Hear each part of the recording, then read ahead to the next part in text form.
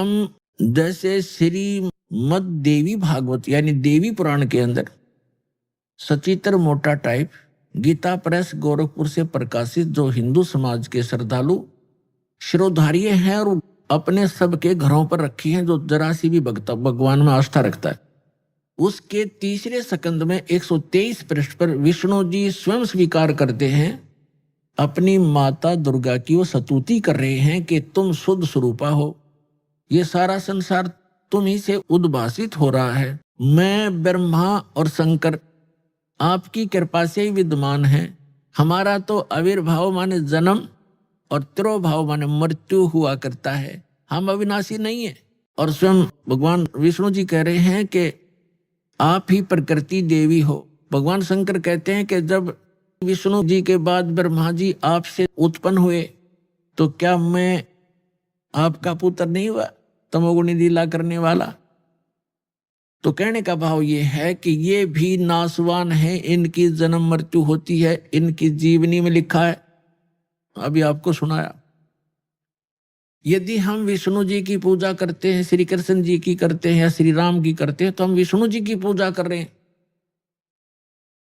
और हम शंकर जी की पूजा करते हैं तो हम जैसे विष्णु जी की पूजा करेंगे, विष्णु जी के लोक में जाएंगे, स्वर्ग के अंदर।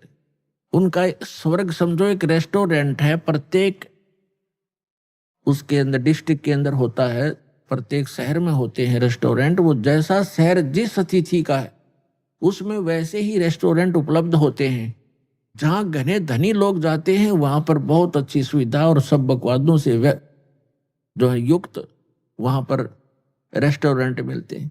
तो जितनी ज्यादा पुण्यकर्मी प्राणी होंगे उनको जिस लोक में वो जाएंगे वो अच्छा रेस्टोरेंट देंगे, उनको अच्छी सुविधाएं प्राप्त होंगी, उनकी जेब कटेगी खुद की, पैसे उनके अपने खर्च होते हैं जो रेस्टोरेंटों में जाते हैं। तो पुण्य समाप्त होंगे उन साधकों के, वो समाप्त होते ही फिर नरक के अंदर डाले जाएंगे। क्योंकि जब तक हम पूर्ण परमात्मा सत्य पुरुष की साधना नहीं करते, सत्य गुरु से लेकर सत्य साधना नहीं करते, तब तक हमारी या चलो चलो मिटे नहीं और जन्म मृत्यु सदा बनी रहेगी। और दोनों ही कर्म भोगने पड़ेंगे, तब तक हमने पुण्य भी भोगने पड़ेंगे और पाप भी भोगने पड़ेंगे। पुण्यों के लिए स्वर्ग रेस्टोरेंट है और पाप के लिए नरक वो जेल है, और फिर जन्म मृत्यु सदा बनी रहेगी। तो इसका विकल्प अब पता चला, इसका अल्टरनेट का पता लग गया है, इसका समाधान हो सकता है। तो हमने ये ग्रहण करना चाहिए और अपना कल्याण कराना चाहिए।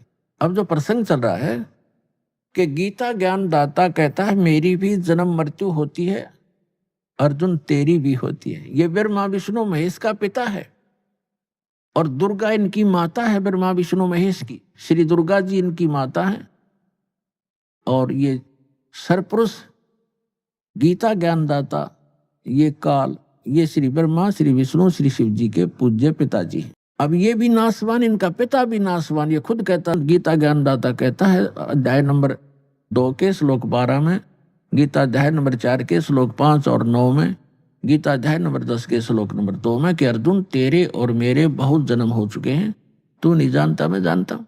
और फिर ये अपनी साधना बताता है और इसलिए ये कहता है कि गीता अध्याय नंबर 18 के श्लोक नंबर 62 में, गीता अध्याय नंबर 15 के श्लोक नंबर 4 में कि अर्जुन तू सर्वभाव से उस परमेश्वर की शरण में जा। कौन से की? उस परम अक्षर ब्रह्म की, उसकी शरण में जा। उसकी कृपा से तू परम शांति को और सनातन परम धाम को प्राप्त होगा, उसी परमेश्वर की कृपा से। और जब आपको तत्वदर्शी संत मिल जाए, गीता अध्याय नंबर 15 के श्लोक नंबर 1 से 4 का निष्कर्ष है कि तत्वदर्शी संत की पहचान भी बताई है। फिर उसके बाद बताया कि उसके पश्चात परमेश्वर के उस परम पद की खोज करनी चाहिए जहां जाने के बाद साधक फिर लौटकर कभी संसार में नहीं आते। गीता ज्ञानदाता अपनी साधना करने को, अपनी भक्ति करने को भी मना कर रहा है। वो कहता है कि उसी की भक्ति करो जिस परमेश्वर ने सब ब्रह्मांडों की रचना की है, अर्थात जिससे इस संसार रूपी वृक्ष की प्रवृत्ति विस्तार को प्राप्त हुई है, अर्थात जिसने सब ब्रह्मांडों की पूरे विश्व की रचना की है, असंख्य ब्रह्मांडों की, वही परमात्मा पूज्य है, उसकी पूजा करो।